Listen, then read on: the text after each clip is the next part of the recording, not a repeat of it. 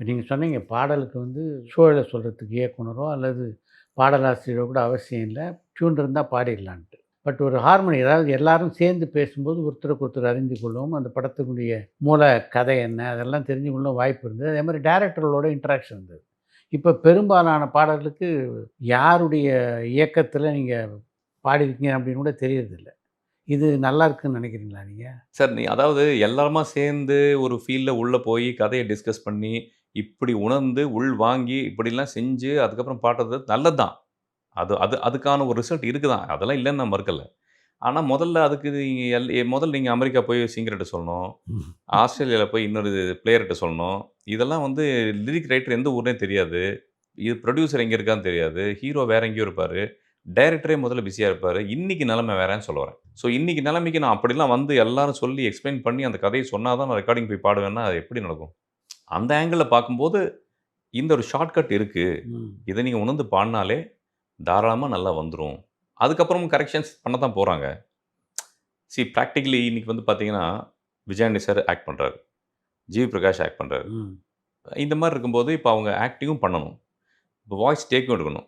அப்படி இருக்கும்போது, இப்ப நான் அவர் வந்தா தான் நான் பாடுவேன்னா, அவர் எப்படி வர முடியும்? அப்போ அது புரிஞ்சு பாடணும் அவ்வளோதான். அதுக்கான ஒரு திறமைய டெவலப் பண்ணிக்கணும். எந்த காலகட்டத்தில இசையமைப்பாளர் ஆகலாம் அப்படின்னு தோணுச்சு உங்களுக்கு? சார் எனக்கு தோணல. ம்.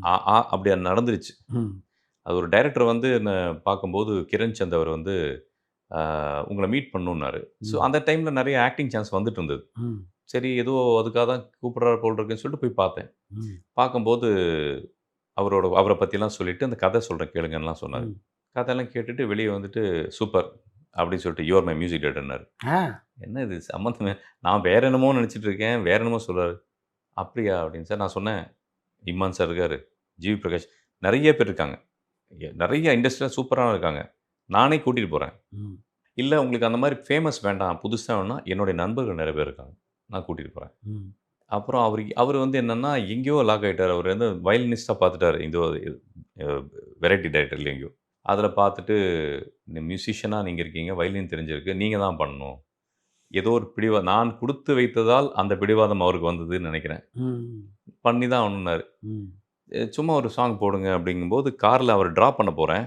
அப்ப தான் வந்து டியூன்லாம் போடல. சும்மா ஏதோ பாடுறேன். "இது என்ன படத்துக்குன்னாரு?" "எதுவும் இல்ல. சும்மா பாடிட்டு இருக்கேன்." "அப்படியே இருங்க. மூல நிறுத்துங்கன்னு" ரெக்கார்ட் பண்ணாரு. அதுதான் இந்த கெடையா கிடக்குறேன் பாட்டு. ஓ!